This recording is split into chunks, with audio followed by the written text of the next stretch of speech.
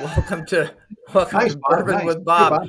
Bob. I haven't leaned into this yet, and I'm already messing this thing up. I'm here with Angel's Envy and enjoying myself.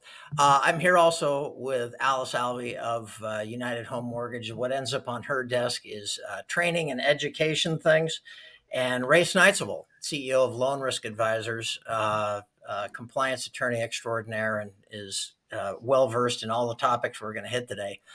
And here's what we're going to do today in short order. TD got in trouble for some Bank Secrecy Act lapses. And we're not here to pick on TD today. It could have happened to a lot of people. But what we want to do is give you an interesting 30 minutes to maybe help you take some lessons away from this and run your shops better. What can we learn from their mistakes? Real quickly, in my read of the consent order, I see inattention to detail, like they didn't file SARS on time, poor risk assessment and protocols. They had a bunch of ATM withdrawals from countries they don't do business in. Budgetary issues, that might ring a bell with everybody. You're trying to set the right budget for your AML department, and I'm not sure that TD made the best decisions, but we're going to talk about those. Alice has good comments on those. So, what we want to do is just leave you at the end of this with a feeling like, hey, that was worthwhile. I'm comforted knowing that other people have the same issues, or I've wrestled with the same kind of thing as I attempt to be a good manager and run my shop. So, everybody, welcome, Alice. Welcome, Ray. Glad you're here. I'm just going to jump right in. Alice, you've read what's going on here. What struck you about what you've read here with TD? Well, first of all, Bob, thanks for having me on the show. And yes, I have my Basil Hayden over here, and for some future use, and in honor of our Bourbon with Bob moment right now. After working in compliance, for 40 years now, I've seen a lot of things get reported through various consent orders, fraud reports, you name it.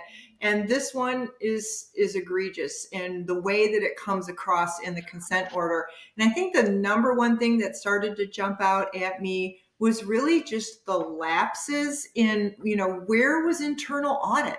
Where was internal audit in all of this? And especially with something like the cash transactions that weren't getting deposited, customers were bringing in cash, and those were not getting actually deposited. It was just getting converted into a check for them to take away. So that deposit never made it through the process. So those are two things that started to jump out at me, as well as just the overall kind of, how do you try and navigate all this if I'm a smaller company, right? So they're a big company, should have had the resources, should have made the investment, but that's how, as a smaller company, what are my big takeaways that I know we'll get to as we go on here? Excellent. Those things jumped out at me too. People brought in cash, and institutions have to file what they call a currency transaction report if it's 10,000 bucks or more. And they filed a bunch of these reports, but left off the name of the guy that deposited the cash.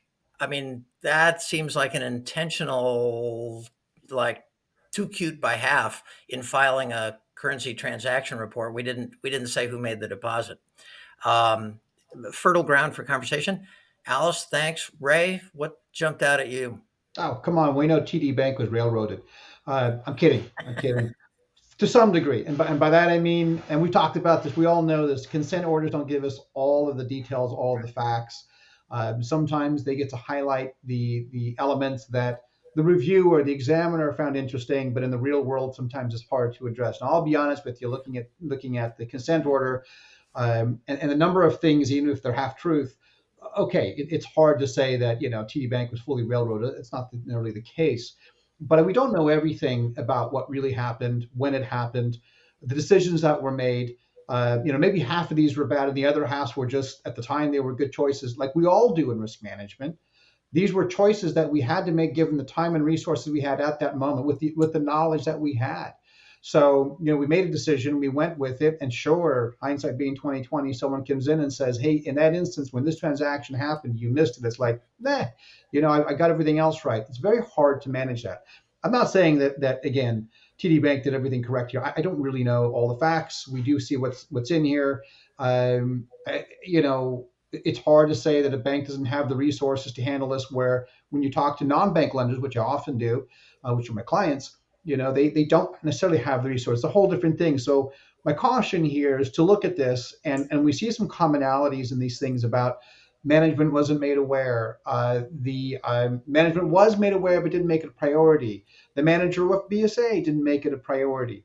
These are all things that we live through daily in risk management, not just AML, BSA, especially in smaller companies. We tend to lose sleep. So all I'm saying is, yeah, there's a lot of things here, but I want to take it with what can we learn from it and how do we apply it.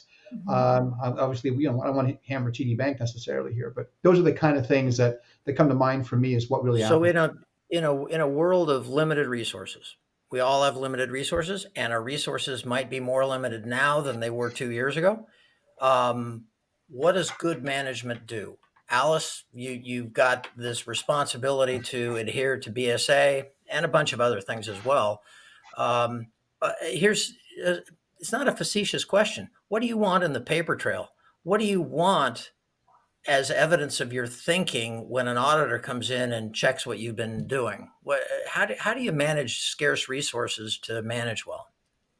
Well, at a super small company, if I'm just trying to be the BSA officer and it's me and I have maybe a few other resources around, just make sure that you've got a way people can report it in the first place. That's always the first thing, is make sure you can show from a documentation standpoint that you've given a window or a door for we say partners at Union Home Mortgage. All of our employees are partners, that your partners have a way to report into you. That's step one. Show that there's a way for the information to come to the BSA officer.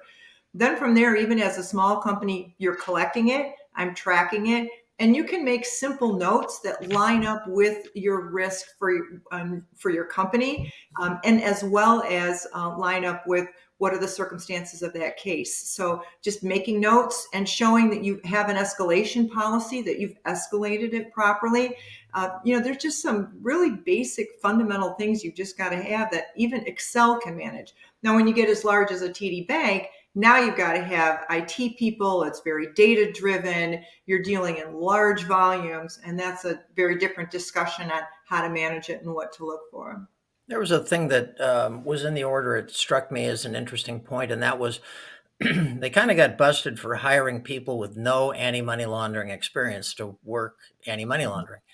And, everybody works in, an area where they don't have an infinite budget. Can't you bring in somebody that's kind of new and train them up into the position? I mean, we can't be asking every mortgage company in the country to hire an AML expert, right? I mean, this can be trained for. I think the compliance side, absolutely, right? You've got to have somebody though who has some mortgage knowledge, at least in our world, right? So, and then in the banking world, someone with banking experience, so they at least know where to look. You can bring someone up from other areas within the company and train them about the compliance requirements. Really, it's a lot of project management. You need someone who's good at managing all the data that's coming in, able to process that data. And then if they have to subsequently rely on your particular area of expertise, whether it's mortgage or depository, then you're making sure that you've got those resources. So it definitely can be a team effort, but you can train somebody with the right background and skill. And I agree, Alice. I mean, if we look at, again, I agree, TD Bank is a bank, and it's a different environment sometimes than what I'm present with, which is independent mortgage companies. And if you ask anybody in the mortgage business who's there in sales or production operations, hey, when you came in, did you have operations experience? No, I was the receptionist, but I found that interesting. We all kind of had to train our way through the stuff. I will tell you, I think I'm the only one that I ever heard of. No one actually aspired to be in compliance, for example, right? Everyone kind of, while I was operations, I was burnt out. I was in funding. I was loan officer. Okay, whatever. But I was the only one that really wanted compliance, believe it or not, when I was in law school. So we all kind of have to come from somewhere. I would submit when they talk about the consent order, we don't know the details. But Right. if it were me, if I wanted to hire someone, I don't need the AML experience. I need somebody with QC experience. I need someone who can find that can find kind of the almost the fraud issues or the patterns that might be an issue. That's what I'd be looking for anyway. Insofar as substantively, the others, and I want to say it's easy, but filing the SAR and so on and so forth, that's administrative. We can work on that, but having the skill set to no, I don't want AML experience necessarily in a small company. I will take it from anyone in risk management, QC or an underwriter. Mhm. Bob, you did fraud as you were, like I said, you were a fraud guy to the stars, right? So, anyone who had fraud experience, that would work. But you can easily tag that as no AML experience. So, especially in a small company when you got 20 people, you're not going to have experience, but you can get it pretty quick. And a lot of people are smart learners, especially in You a can, small. I think you can have a lot of support staff. It's like being a skipper of a boat. You've got to understand the wind and the waves. It's fine. You're the expert in that.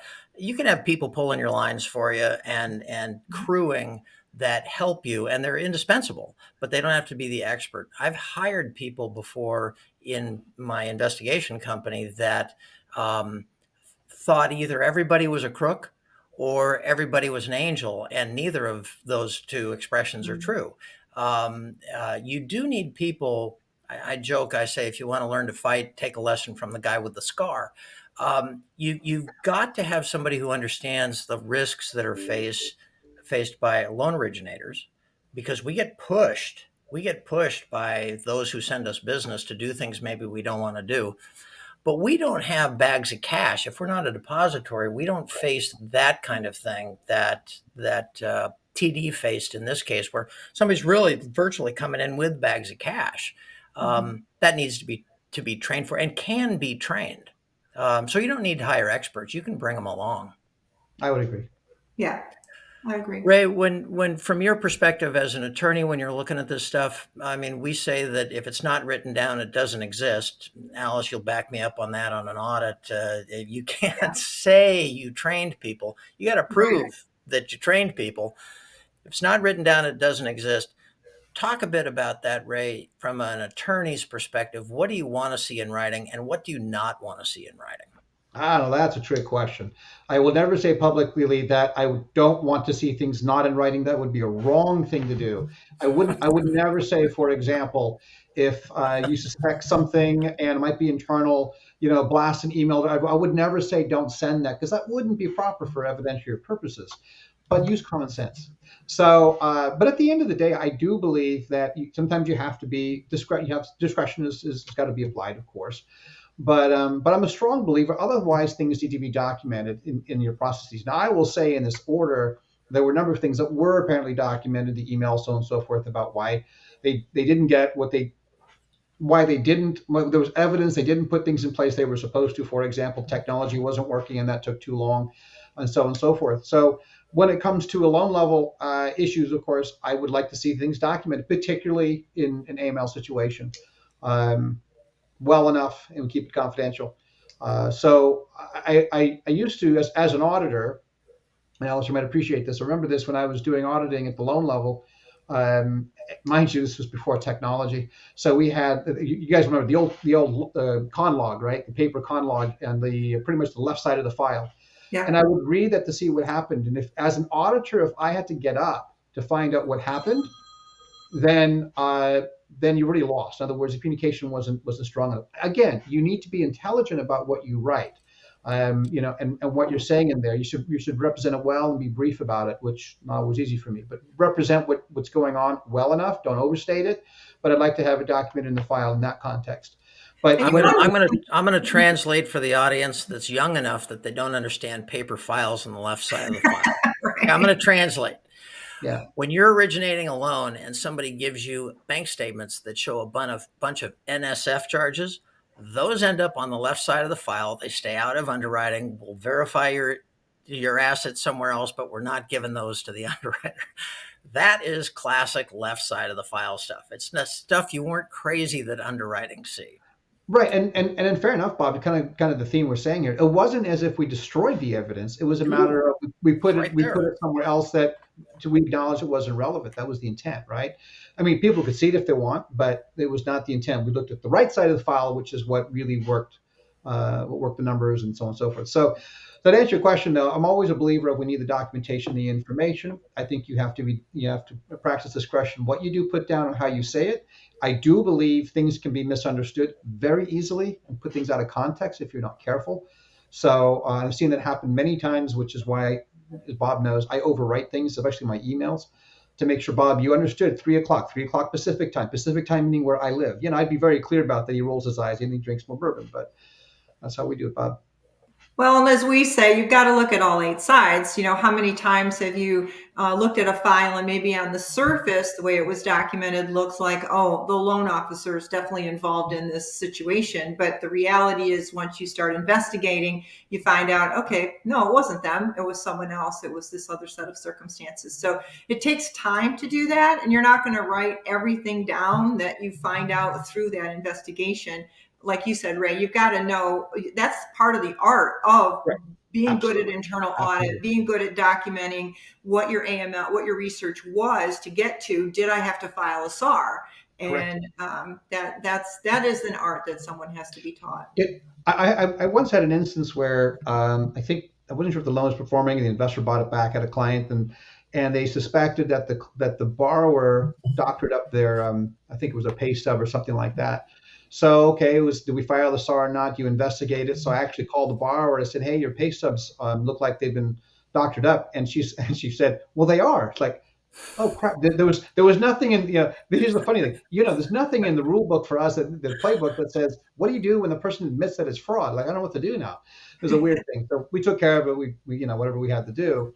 But usually it's not that simple. And remember, when it comes to these things, when it comes to certainly SAR filings and SAR investigations, we don't have to conclude it's fraud. It just has to be suspicious enough that we can't connect the dots with adequate due diligence. And so that's the threshold it is, and you guys know that, right? So Let yes, let me talk to that briefly. Yeah. We're talking about TD, a huge multi-billion-dollar company, and there are mortgage lenders that go, "I'm a 6-person shop. Does this all apply to me?" Well, yeah, it does. Since 2012, all these Bank Secrecy Act rules have applied to you, and I've talked to small brokers who said, "Really? I mean, I've got to train in this stuff." Yeah, you got to train in this stuff, and it's been the case since 2012. All right. So what does that mean? You've got to appoint somebody inside of your shop, probably the broker of record. I guess if you're a 6-person shop, it's got to be the BSA officer. And you've got to file these suspicious activity reports, like you're talking about, Ray, that identify suspicious activity. You don't have to prove it beyond a reasonable doubt. That's not what you're doing.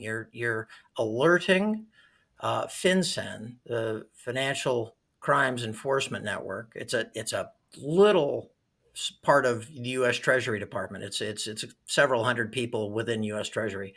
You're filing this report that says something stinks.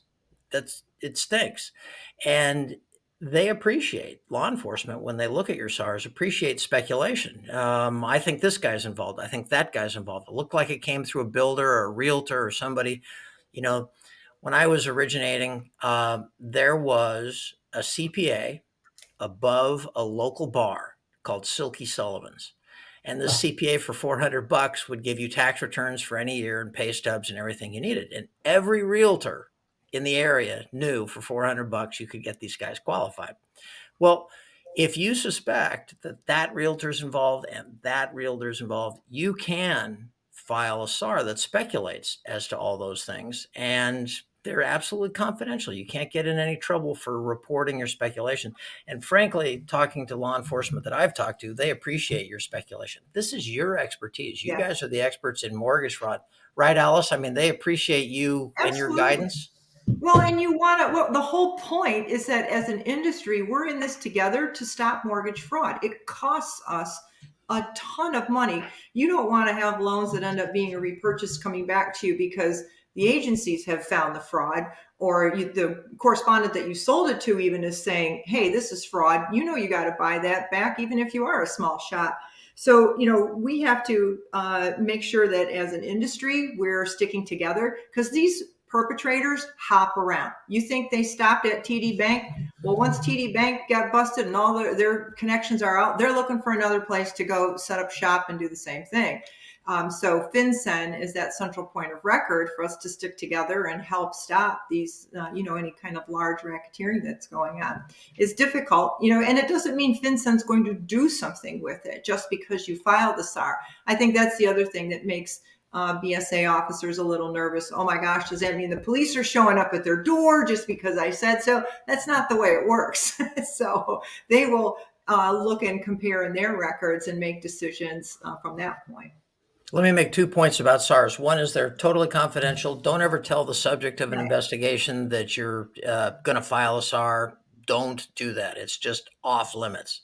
Don't tell anybody that you're going to file a SAR on their transaction. Yeah, literally don't even tell your boss, right? Don't tell limit the conversation. Exactly. Don't tell anybody. Limit the conversation. You could be filing a SAR on your top producer. Ouch. You've got to have anonymity when you file these things. And the other thing I want to just address really quickly is when people get familiar with this, they see there's a 30-day filing requirement. And I've got the perfect way to describe to you what your obligation is on that 30 days. Imagine that you are a lifeguard sitting in your tower and you see a fin cutting the water. You're not sure if it's a shark. And so you're going to check this thing out. And if it's a dolphin, you're not going to blow your whistle. If it is a shark, you're going to scream bloody murder and get everybody out of the water. FinCEN says that you have a reasonable amount of time to investigate, is that fin really a shark? Your 30-day filing requirement doesn't start until you've determined that that's actually a shark. Okay, you can see the fin, you got something that worries you, you started your investigation. But Lord knows you don't want to be blowing your whistle all day long and scaring the bejesus out of everybody on the beach. You don't blow your whistle until you're sure it's a shark. And that same rule applies to SAR filings. You've got a reasonable amount of time to investigate to see that somebody really does need to get reported. It does not start on the day that your QC department says, hey, we found something fishy here. So, well, and you got that's a great example of what to put in that communication log, or what do I write down a document? Just document, the specific dates that you were doing different investigative work or research. And then that helps show why, whenever you came to that conclusion, okay, it's a shark, it's not a kid with a fin toy, I need to report. That's exactly right. And it's important that you write down those protocols. Think through it. What are you going to do to investigate if you've got suspicious activity? We're gonna send out all the reverifs. We're gonna maybe interview a closing agent, or we're going to interview a borrower. Write out what your protocols are and follow those protocols, and you're going to be backed up. You shouldn't get in any trouble if you follow those protocols before you actually file the SAR. TD got in trouble. They had something in the hundreds, $500 million worth of SARs that they hadn't filed. Don't quote me on that, but it's a big number. They just got way, way behind, both on subpoenas and SAR reports. And that just shows lack of attention, lack of diligence. And it's kind of, you guys tell me if your read was the same. It was almost like if TD had showed they cared, they could have gotten a pass, but there was so much in their actions that showed this just isn't really important to us. Do you guys, was your read the same way in this consent order? I did see that. I mean, there were a number of things, again, as written and as perceived, and given the facts and circumstances in the consent order only, that, yeah, I mean, it echoes the same concerns we typically have in compliance anyway. So this is, by the way, this is just not an exercise in AML BSA. This is an exercise in compliance management overall. But that is that, they escalated information, and it seemed like leadership didn't seem to care too much or put the resources behind it. They didn't put literally the headcount, the human resources behind it to fix issues, to timely file SARs and so on and so forth. So that seems what was a common issue and a theme. And I submit, probably documented as well, that was in fact the case. So I can understand where it doesn't paint a good picture of whether they were that caring. It didn't seem like it, but I will tell you at the same time, and again, I can't make it for the argument for TD Bank, given the size and the resources they had. But AML, BSA, and a number of compliance things, especially when you're talking about management, not in risk management, so leadership, sales leadership, company leadership entirely. The compliance can be kind of an investment without a lot of satisfaction. At least you believe in what you're doing, but compliance is best, and AML, I would say, is the same thing. Is probably best when nothing happens. So like a refrigerator, nobody cares until the refrigerator goes out, and then everybody notices. This is exactly what happened, right? AML was fine until the refrigerator died, and suddenly, why does the refrigerator not work? And in this case, AML is not working. So sometimes it's hard for leadership to get on board on things. Again, I'm not making excuses for TD Bank, but these are real things in a mortgage company, smaller companies that we deal with, where management is, I'm spending all the resources, I'm sending things to FinCEN and nothing's happening. There's no big fraud investigation, et cetera. Does it really matter? And I think its form over substance is the perception. I'm not saying actually, but I can see where leadership sees that it's form over substance. And so it's hard to show that you care, right? It's hard Okay, to say, well, we're so going to in our like 5 minutes left, you two have a wealth of experience in this. Give our listeners, let's just say if you have a shop with fewer than 40 employees, you're a small shop, limited universe, limited assets, you're doing fine, but you're not TD Bank. Give some advice. If you're running a small shop, how do you stay out of trouble? How do you manage this BSA duty responsibly and basically look good when the auditor knocks on your door? They may have a thing or two to talk to you about, but basically you're a fine corporate citizen. Alice, give some advice. All right. Well, I'm going to start with you have the whole circle, right? I mentioned this a little earlier. You have a policy and a procedure written on how it's supposed to work. It doesn't have to be complicated, but you've got some kind of guidebook that you can share and show, all right, here's our first good intention. We wrote it down, but you have to be executing exactly to what you have in writing. One of the biggest mistakes companies make is that I'm not doing what I had in writing. So I would say one of the number one things is make sure you have those aligned. And like I said earlier, make sure you have a way of receiving those reports and you realize this is part of your margin. This is going to eat at your margin. You have to account for this in your P&L. I use the term people want to get big, like they want to be a lender, but they don't want to grow up. So you have to do both, right? If you want to be big, you got to grow up. And this is an aspect of it. They go, oh, nobody reads that document anyway. You know what? The person I care about who is going to read it is that auditor. Exactly. So I'm going to make sure I've got something in writing. There's lots of ways to get that easy without making it crazy, but you got to grow up and you got to realize this is going to be part of your overhead to have someone who pays attention to this and regulatory compliance as a whole. You guys know that. That's the thing. Put it in the budget, make sure and then run your shop accordingly, and make sure they have a seat at the table. This person needs a seat at the table, at the big table. Very good point. Excellent. So Raymond? the way I see it is, in a smaller shop, TD Bank had resources. I don't know I can't answer for them, but when you're a smaller company, we have to start doing triage insofar as what we focus on. So I like to consider something. My approach is always the 45-second speech, right? I can identify 200 points of risk, my TRID disclosures, my RESPA disclosures, rescission, whether I'm doing HMDA correctly, so on and so forth, right? We've got all of that.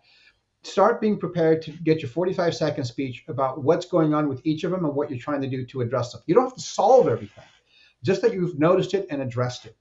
And then you start looking, do kind of an assessment of what's really an issue here, within a company. And I get this all the time. Someone will come in and say, we don't know what we don't know.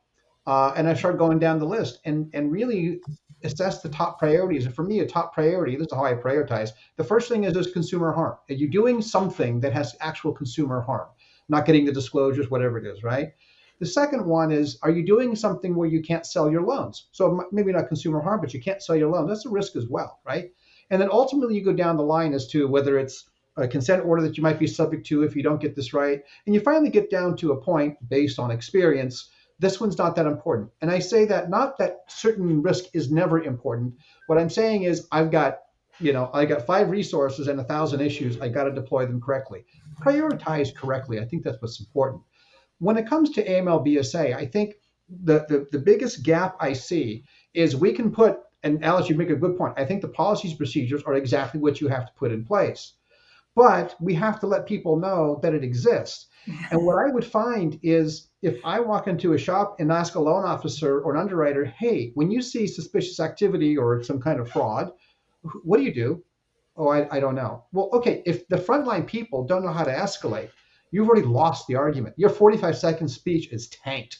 So make sure the simple things of, do these people know who they have to email when they see something? Red flags at mycompanyname.com, right? Just Yeah. set up an email. I don't have to remember. Exactly. Set up an email and let Yep. them know they're supposed to email. That's what we want. So again, it's put at least the rudimentary things in place, and the detail will work itself out as a practical matter. That's what I believe.